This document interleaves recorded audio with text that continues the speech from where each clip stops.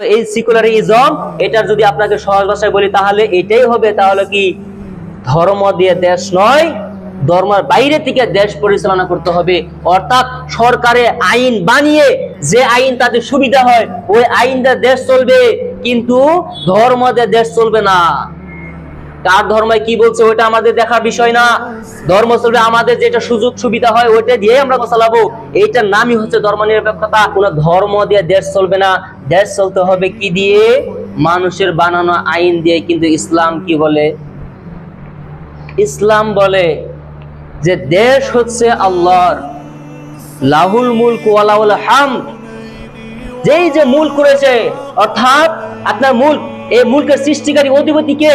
আল্লাহ। তো এই মুলকের স্রষ্টা হচ্ছে আল্লাহ, সৃষ্টিকারী হচ্ছে আল্লাহ। কাজেই আল্লাহর নীতিতেই, আল্লাহর বিধানেই দেশ চলতে হবে।